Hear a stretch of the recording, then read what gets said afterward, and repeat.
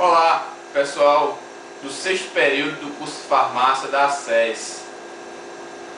Hoje vamos discutir um pouquinho sobre a nossa disciplina, né? Estamos chegando ao fim do semestre 2009.2 e vamos tratar um pouquinho de uma revisão sobre a disciplina de farmacotécnica alopática e homeopática que nós vimos durante todo o semestre. Na primeira unidade nós conversamos sobre a legislação vigente, sobre a farmácia magistral, que é a RDC 67 de 2007 e a RDC 87 de 2008, falando sobre pós-engranos, falando sobre farmacotécnica homeopática. Fizemos vários grupos de discussão sobre a parte da legislação, uma vez que vocês fizeram os estágios de vocês nas farmácias de manipulação. Na segunda unidade tratamos sobre cápsulas, comprimidos, recipientes, novas formas farmacêuticas, além de uma série de seminários baseados em artigos, os mais diversos possíveis, de 2008 a 2009, envolvendo a disciplina de farmacotécnica. Nesse pequeno trecho, vamos conversar um pouquinho sobre a parte de cápsulas. Didaticamente, nós vamos ter as cápsulas divididas em cápsulas de gelatina dura e cápsulas de gelatina mole.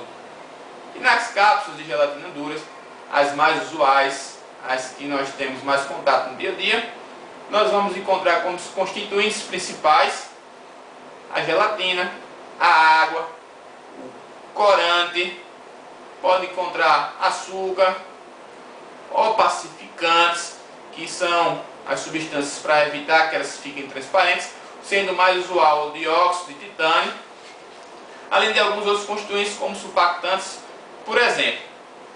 E nas cápsulas de gelatina mole ou cápsulas de gelatinas flexíveis, mais utilizadas na parte cosmética, na parte de vitaminas, que para trazer esse apelo por essa questão estética, nós vamos contar basicamente alguns constituintes que vão diferenciar dessa textura mole, essa textura flexível da cápsula.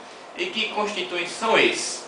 São os plastificantes, ou chamados também de emolientes, que vão dar essa textura flexível a essas cápsulas. E quem são os constituintes responsáveis por deixar essas cápsulas mais flexíveis?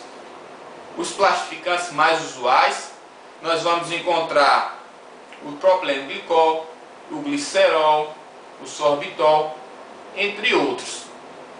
Voltando para as cápsulas duras, nós vamos encontrar como cuidados principais dois, que é com umidade e com o calor.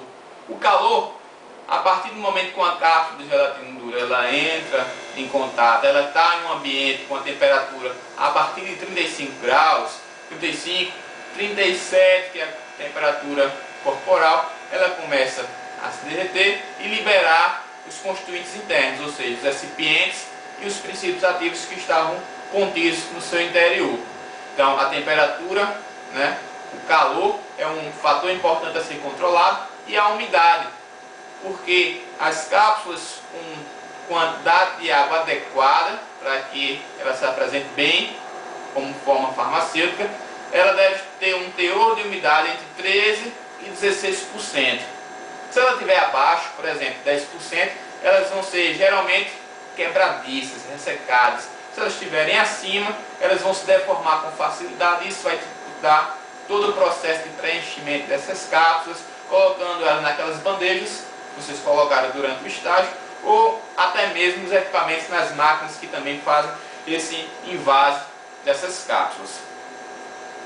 Um outro cuidado que muitos de vocês me relataram é com relação ao sachê de sílica, ou o algodão hidrofílico que é colocado dentro dos potinhos das cápsulas.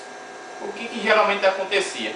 Algumas pessoas, usuários, pacientes, estavam ligando, retornando para a farmácia ou indo até vocês perguntar se aquele sachê de sílica, aquele saquinho que vem dentro do potinho, era para tomar junto com as cápsulas, separado, se abria ou não antes de tomar. E vejo o perigo que isso pode acontecer, né? Essa falta de informação, porque na verdade o principal uso desse sachê de sílica é evitar que a umidade ataque essas cápsulas. Ele vai capturar, ele vai absorver a umidade do meio para evitar que as cápsulas sofram desse excesso de umidade na atmosfera. Assim como o algodão. O algodão geralmente ele tem um custo mais barato e também tem um bom efeito para capturar essa umidade da atmosfera, do ambiente onde essas cápsulas vão estar inseridas. Todos os dois vão dentro dos potinhos. Normalmente a gente observa essa sílica naquelas vitaminas C, efervescentes, os comprimidos, na parte superior da tampinha, em que muitas crianças com aquela zoadinha tentam sempre abrir para ter acesso ao material que está ali dentro. Então, tudo isso são exemplos de constituintes que servem, que têm a característica, que têm a propriedade de absorver a umidade do ambiente. E com relação aos tamanhos das cápsulas, os tamanhos das cápsulas nós vamos ter desde a 000, 00, 0, 1, 2, 3 e 4, são as cápsulas existentes no mercado e que os seus tamanhos são inversamente proporcionais. Então, se eu tenho uma cápsula 000, ela é uma cápsula bastante grande, enquanto eu tenho uma cápsula com o número 4, que é uma cápsula do tamanho bastante reduzido.